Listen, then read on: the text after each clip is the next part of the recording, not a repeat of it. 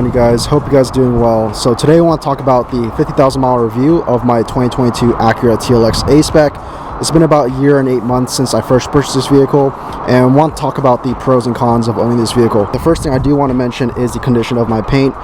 Yeah, I do go to the canyons quite often, which is why I have a bunch of rock splatters and chips. The paint's actually peeling on the lower ends of my bumper from all the rock chips. It is unfortunate that I didn't get PPF on this vehicle just because I didn't anticipate going to the canyons this often, but definitely will be getting PPF on my next vehicle. For the wheels, they've been holding up pretty well. I do have the variant rated on in a brushed titanium finish. Absolutely love these wheels and don't think I'm going to be changing these anytime soon. I actually ended up cracking one of these wheels recently, and Variant was nice enough to send out a replacement wheel. So shout out to you guys and Taylor and the entire team at Variant for hooking me up. In terms of the rotors, they are about done. I do need a replacement set just because of how worn down they are. They've already been resurfaced as well. These are the Type S slotted rotors from Race Brake that were retrofitted onto the ASPEC. I do also have the Type S dust shields in the back as well, just to make sure that it all fits safely. And the Acura Brembo calipers have been holding up pretty well, and I'm really happy that I did the conversion. It was kind of a nightmare to do, but luckily I did have some friends that were able to help me and get this process done.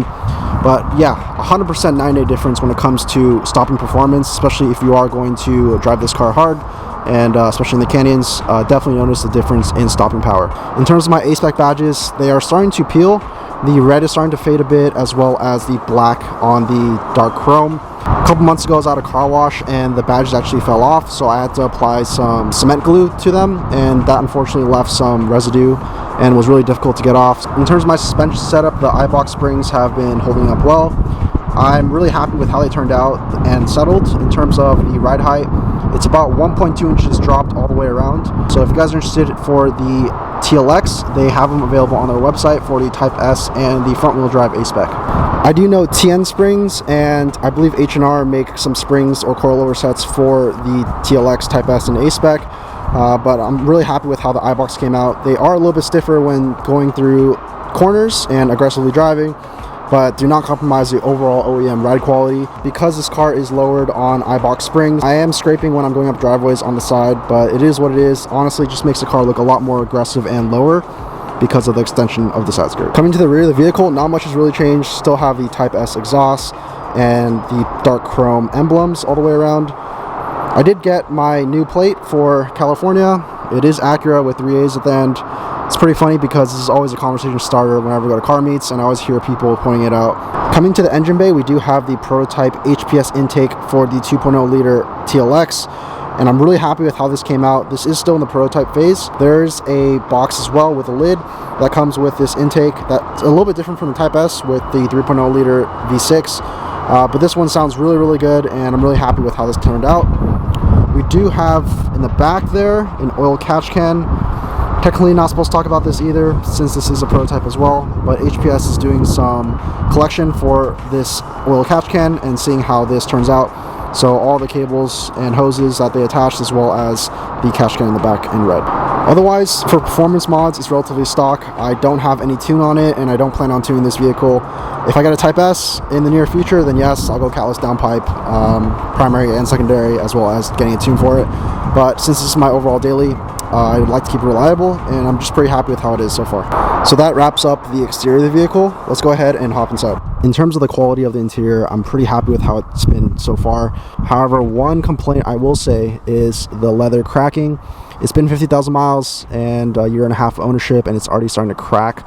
So that's not the greatest sign, but it's only really on the bolsters where it hugs your lats and your torso. The rear has been holding up pretty well. I do have passengers back here quite often, so they do sit back here, and yeah, the headroom and legroom is not the best in this vehicle.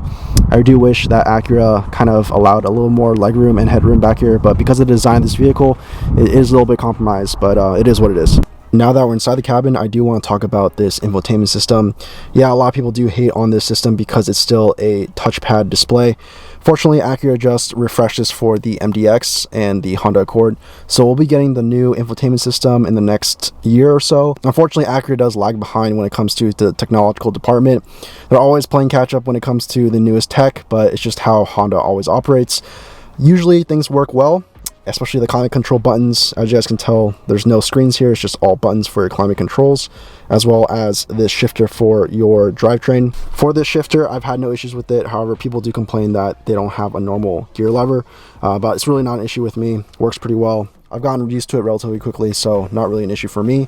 However, the one issue that I do have with this infotainment system is the CarPlay. So it does crash quite often, and people have told me in the comments in previous videos to get an OEM cable. However, for the iPhone 15 Pro Max and iPhone 15s, they don't have a OEM cable that Apple makes for USB-C to USB-A. So no matter what I get, it's going to be aftermarket for the cable. And I've asked Acura for a fix for this, and they just said, honestly, there's really no fix. There's no really software update for this vehicle at this time for it. In terms of the ELS Studio 3D sound system, I'm absolutely in love with it still, a year and a half in, and no issues. And I think it's the best sound system for under 100 grand.